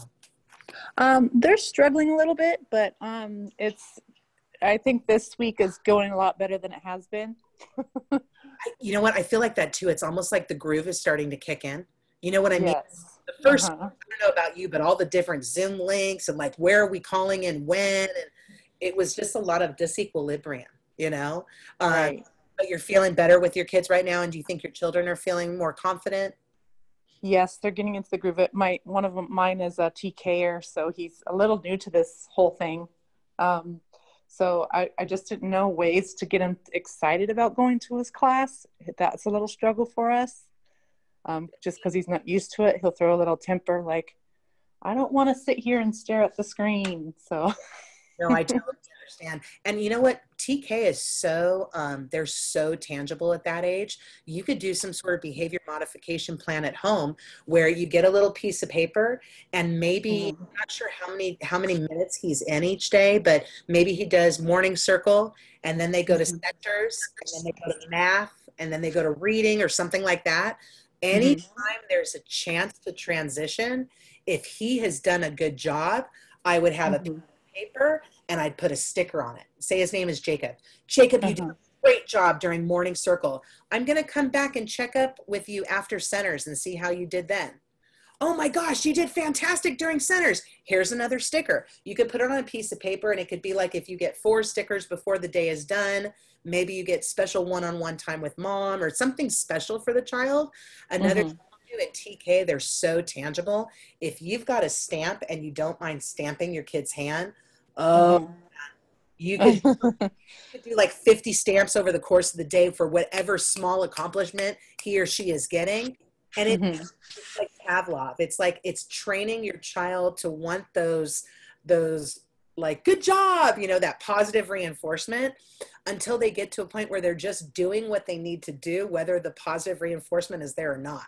But right now, put it in and put it in at specific intervals.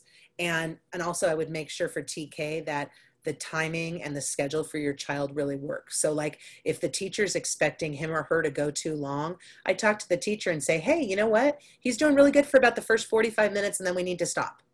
So can we stop and take a break and join you when he's ready to come back? Or what would you like us to do? And I think I'm saying that as a suggestion because we're still trying to figure out timing. I mean, I literally just got an email today from my kids' school where they're now putting in a 15-minute break every Wednesday because the kids are going to 8 periods and they're maxed out.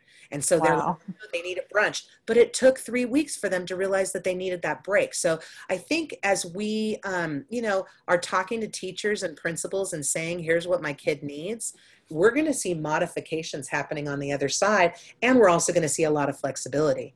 It's hard to be 4 and sitting at a screen. That's not what we're meant to be doing.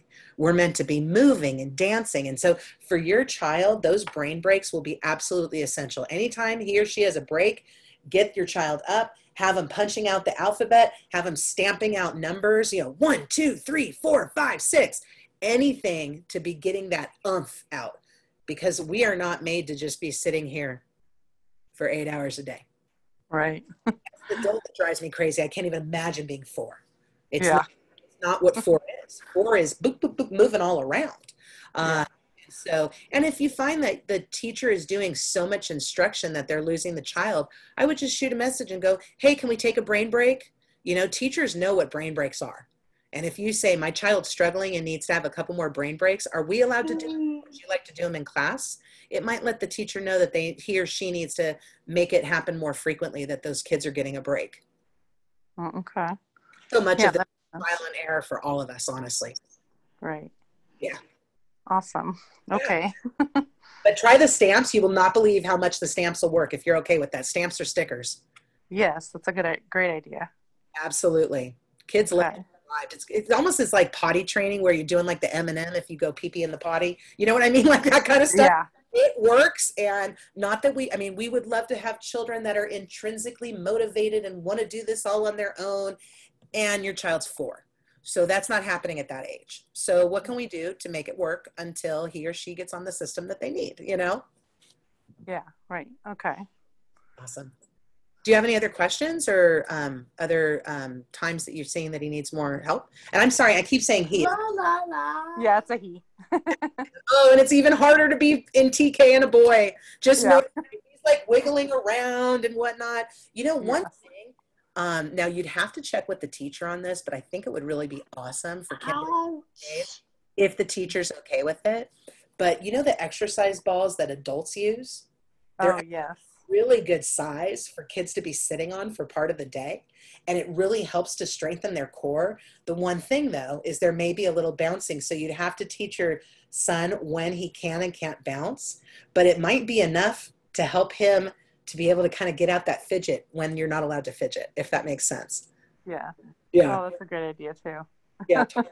There's also another thing that you can do if the teacher's not into the ball idea, there are these bands that you can buy at like a teacher store or online. They're usually called like bendy bands, and Uh-huh. huge rubber bands that go onto the bottom of your chair, and then they're just on. Hi. Uh-huh. And so then the girl can put their feet on top of the bands and then be able to bounce their feet and their legs, but their Oh, uh-huh. upper body is just sitting here like regular. So they're literally moving without moving this part of their body. And so Oh, it's okay. really effective way to kind of be able to focus when you don't really want to be focused. Right. Oh, that's a great idea too. Okay. And those are nice because they're like $15. They're not crazy expensive. So it's even, you know, you could even wrap some sort of fabric around the bottom of the chair and try it, something like that. Just something that's going to have some bounce or like buoyancy to it. That'll help. Oh, that's awesome. Great. Absolutely. Yeah, because he does. He's a ball of energy. Totally. I used to have this one kinder. He was so cute. He literally couldn't even sit at circle time because he was like my weeble wobble. He would sit Aw. down and he'd be all, whoa. How cute. Very sweet. Eventually we learned that he needed some tubes in his ears.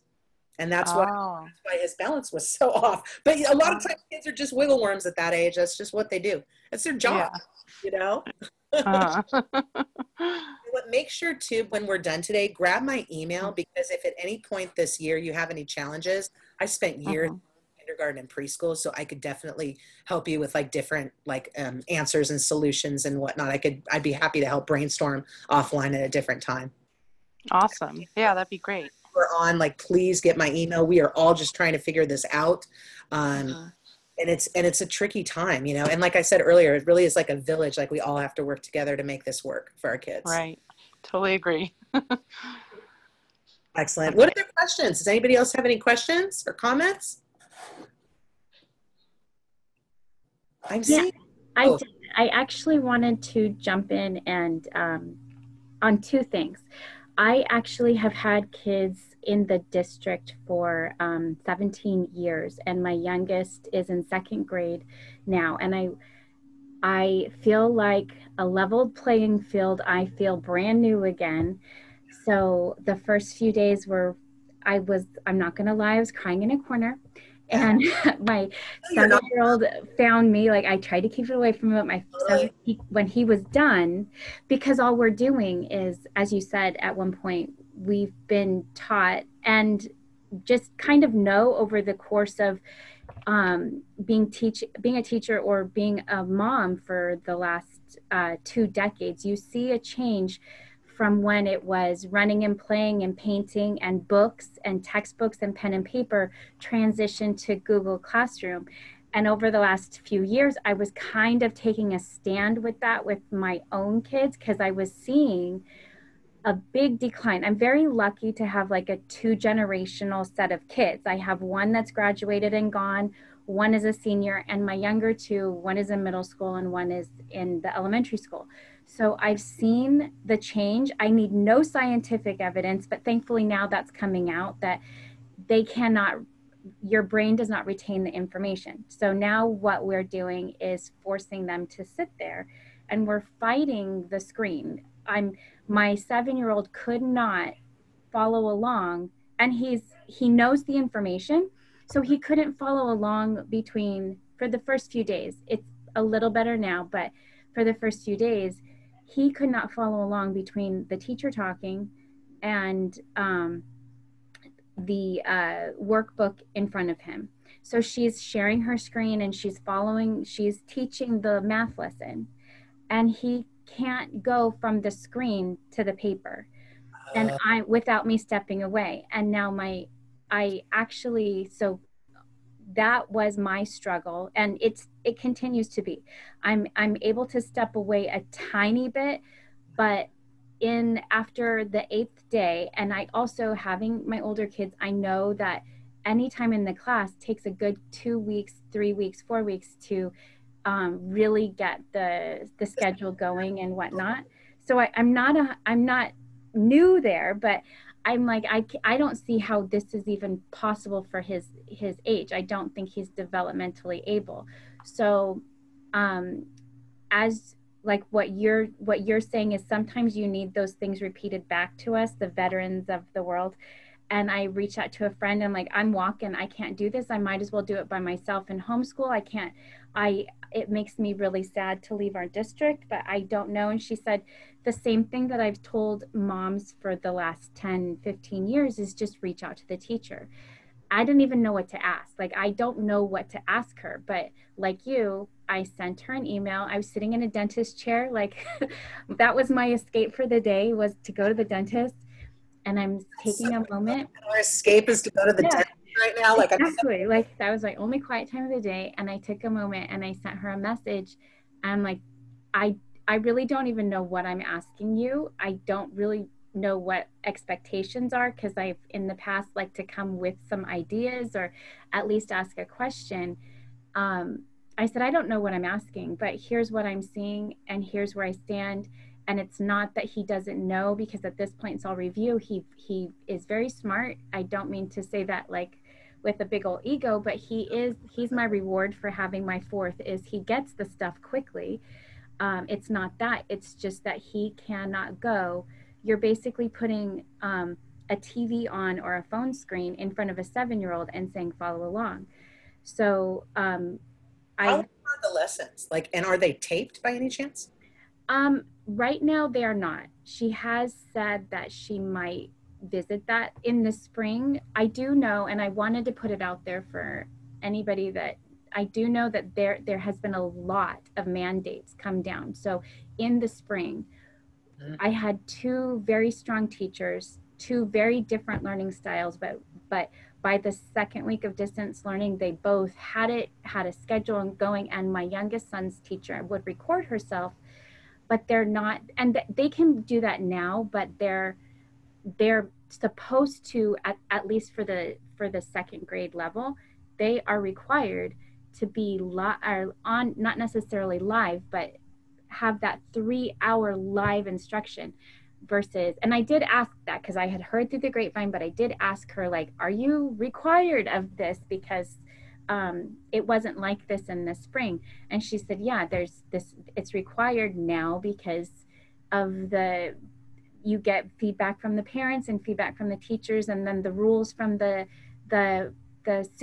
superintendent's office in the district, and it all just comes down, and then they're left with like, okay, what can we do? And so anyway, that afternoon I sent the email, and I said, I'm actually nervous because I did take my 7th grader and I put him in, before the funding was cut, I put him in a charter school where I knew he was going to get more one-on-one. So I actually didn't have to worry about him, that if we're going to be forced to do this, I'm going to do it the best way for him. And thankfully, I got my foot in the door there before the funding was cut and got him in. And he had his own set of hiccups, but he was one teacher to respond to, not 6, and with different, some teachers are going to say, not my problem. Some teachers are going to be really great about it, but he's got one, and thankfully he landed one that will work with him. And so I'm not but I was concerned because it was an entirely new platform for him. So after 8 days, I can't leave the side of the 7-year-old to help get my 12-year-old underway. And I said, I'm very nervous about this. I can't say, okay, I'll help you in the morning and then help you in the afternoon. And my senior is on his own, like he's fine.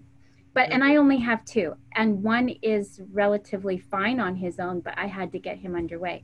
So anyway, to wrap that up, she did respond that day, and she goes, okay, he's very wiggly, I do see that, but he's a 7-year-old boy. Let's see how tomorrow goes. I did let her know, like, he can't, I'm watching him, and he can't, if I go, where are you on your paper, he can't tell me. He can't point to a number. He's completely lost. He's so watching her do what she was doing. So she took his attention the next day. She would say, okay, hold up your paper. Like, I think it helped her to get that feedback. She would have everybody hold up their paper. If she sees that but she's only one person with, I don't even know how many kids there are, but if she sees somebody moving around, and thankfully she's got a couple helpers. So anyway, I just wanted to throw that in there, that it has gotten better because she's commanded that. A couple times he's bouncing around and he's hit himself, and I didn't ask. I just took him off camera real quick. I whispered to him, like, okay, get it together, take a breath, you're fine, and put him right back. Because he's really not going to miss any more than he would be if his attention is not there anyway. So I have, like, she called me the next day and said, I did see it was better, but I'm not going to talk you out of whatever you need to do for your family. But on the flip side of that, the way I feel, and then a few friends of mine that have been around forever, who now are either substitute teachers or full-on teachers themselves, have said, like, when we've always looked to these teachers who have been around forever, for longer than we have, and those are our pillars. Those are who we go, what do we do? Even for parenting advice, I've reached out to them for, like, I don't know what to do with this child right now. Do you have any magic tricks? And when they are in a position where they don't even know, it's very daunting. Yeah. But I mean, still lean on them, still trust them, because if anything, I was on the phone with her for a while, and I feel like it was good therapy for us both to hear my frustration, to hear her frustration. But she's essentially like, where I'm like weeping off in a corner, she can maintain Mary Poppins all through 3 hours of Zoom, and then she can go cry in her corner. But there's how it goes. You have a good poker face as a teacher, because you have. Yeah. And she does, because she's gotten a couple, I mean, they all have gotten negativity as well. So, and that's kind of to be each year. But when you were talking about the yoga ball, I will say I had a friend that loaned me a yoga ball on a base, and it's great for him, but I allow it only for homework because he's bouncing too much for her screen. But there's another thing called a wiggle seat. You can also find it on Amazon. Those are great. And yes, so I had him on it today. I've adjusted his desk up and down because for a while he sat on the floor, and then it was kind of too restrictive, and now I moved it back up again. And my older boys love me because I'll say, get the wrench and adjust the legs for me, and I'll go do something else. But the wiggle seat did help him. It doesn't even have a back to it, but he's not uncomfortable at all. I think just the movement, but he's also 7 with perfect bones and perfect circulation. So that's the other thing, is the wiggle seat. I would never have thought to not get a chair, but for right now, that's working. That's fantastic. Another thing too is, I had mentioned before, the pencil that has the screw that goes up and down. It's a fidget. Yes. Fidget pencil. That might be something great for him, because that's a way that he can move out of screen without, you know what I mean? Or like hand putty or stress ball. If he needs to move, it's more natural for him to move than not. So how can we find ways for him to move that will help him focus, but not distract the rest of the room, or the rest of the Zoom call? I love that you're looking at the wiggle seat and doing these other options for him. Yeah. Another thing too is, if this is primarily during math time, I would ask the teacher if you could have permission to tape it, even if it's just for you guys sitting down later and having, like, if he can just sit and listen to the assignment, one of the challenges will be it's not tangible for a second grader to watch something on screen and have to replicate it on a workbook. True. Okay. Totally different things. So if he can just sit and watch the lesson and then shut it off and do the workbook, that might make a huge difference. Also, if she or he will allow you to rip out the assignment so it's not a book, but it's a page, that can be significantly different for a kid. Another strategy is, say that he rips out the workbook page and it looks like this. What you want to do is you want to get permission to, well, maybe you don't even need permission because he'll be turning it in digitally, fully in half. So then you're only dealing with half of it at a time and then half of it later. It sounds really like kind of silly, but those things, if you can compartmentalize what the kids have to do and pull away anything else that's not tangible, then that's going to make it more likely for him to be successful. Plus, think about it. If he knows how to do the lesson, have him just sit there and watch it and then let the teacher know that he then needs X amount of time to complete it after. But hopefully she can embed something within her schedule that has the instruction and then allows him to have the time before he actually does the work, you know? That is a good idea. I'll pass that along because he gets so going back and forth, and he's not the only one, but I did notice with him for the first few days, I didn't make the connection. I would ask him, okay, why aren't you writing this? And he said, well, I'm waiting for her to write it. He had no idea. So she's screen sharing the math page and he's got the page in front of him and he's waiting for her to write a 10 bar or whatever it is. And I said, don't you see that it's the same page right here? Because, he didn't realize, I think he didn't know the number. He's like, well, she hasn't told me what number it is. And I said, but it's right here. I didn't make the connection. For some reason, he had no idea that what she was doing on the screen was the same thing as he had in front of him. Because he's 7. Yeah. He's like, I'm just waiting on her. I'm like, but you don't have to. Look, you're right here. Yeah. And the weird thing is, like, no matter what you do, he's not going to get that because his brain function doesn't understand that yet. His brain is not developed enough to understand that. Yeah. So I'll pass that along because maybe that would help her for the working parents in the afternoon, or if she has to erase the screen, then it can be posted to the Google Classroom or what have you, and it can be recorded. That's a good idea. So that way it's the best of both worlds. Yeah. Yeah. Well, and here's the great thing, or not the greatest thing, but the fact that your child is struggling with this means that other kids are struggling with the exact same thing. And especially if she's new to second grade, she might not, or even if she's a veteran at second grade. She's a veteran teacher. That's what I knew that if I saw who my son got this year, I wouldn't leave. We have so many good teachers, and that's why I had to make the decision before I saw the name. Yeah. And this actually is a teacher that we've never had before, but which is very bizarre for my family. But she is equated when you ask other parents, oh, what do you think of that teacher? What have you? She's been equated to some of, in my brain, the iconic teachers that have been around and retired and have really strong command. I'm like, okay, in the classroom, she would be perfect for him. So she's probably working on how do you translate that. Oh, yeah. Yeah. I was in the classroom for so many years. I don't even know how I would translate online or kindergarten. And it's probably every single day they're learning new things. Yeah. You know? It's been fascinating. I'm not sure if any of you have followed. There's a site on Facebook called Distance Learning Educators that has popped up in the last month. And there are now over like 30,000 people on this site or something crazy. Like it was like gaining, because everybody's trying to come together and figure this out. There are no rule books about it because we're writing them right now. When we talk about best practices and successes, we're still estimating what we think will be those best practices and successes. And we don't know how long we're going to be in this format, you know, and especially for anybody, like I've got my mom's turning 86 years old.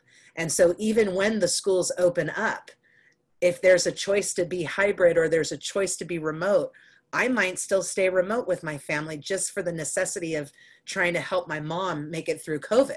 You know what I mean? And so we're in this totally different time right now. This is the time to talk to teachers because teachers are trying to figure it out too. As I mentioned earlier, just getting the email today about the change in schedule 3 weeks into the year, that never would have happened on a regular school year. But nothing about 2020 is a regular year at all, you know? And so it's like, how do we keep moving forward? But talking to the teacher like you did was brilliant because you provided an aha moment that she might not have had otherwise. And it's going to make her more effective. And most importantly, it's going to make the classroom more effective for your child and the expectations for your son. Before we wrap today, grab my email because I'd like to stay in touch. And if you need any like strategies or any other suggestions, like I'd be happy to help. I would totally be happy to help because like I said, you know, this is hard to figure this all out. It definitely is. And I appreciate, I see that we're over time. I appreciate everybody being here tonight. If anybody would like to stay on and has additional questions, I'm happy to stay on, but I do want to make sure that you guys see my email. And I'm literally a mom in Santa Clarita. I've been an educator for, 20 some years. I'm still trying to figure out what the best strategies for success in distance learning are, but I hope tonight these were some concrete things and hopefully a couple aha moments or some ways that you will find to be effective with your kids and your teenagers. So I just want to say thank you to everybody who's here tonight. And if there's anybody who has any other questions, I'm happy to answer them, but I also want to be respectful of everybody's time. Thank you for being here. I really appreciate it. All of this will be available on the DFYit website. Also, I'm happy to share my notes and my slides with anybody who would like to email me. And I seriously am like a local mom. I'm totally accessible. So if you need me, I'm part of your village. I am here. And I know it might sound cheesy, but we all need to help each other right now as much as possible. So thank you everybody for being here tonight. If anybody has any other questions, I'd be happy to take them and keep talking. But if people are done for the night, that's great too. I really appreciate everybody being here. Thank you. Thank you so much. Appreciate it. Excellent. Thank you, Renee. And yeah, we'll make sure to upload the video and the notes to the DFYinSCV website. Outstanding. I'm going to keep the slide up in case anybody wants to get my contact info, but thank you so much everybody for being here tonight. I really appreciate it. Take care and have a good night, and let's stay in touch. It takes a village, and we're now all part of a village together, you guys. Have a great night, everybody. Thank you.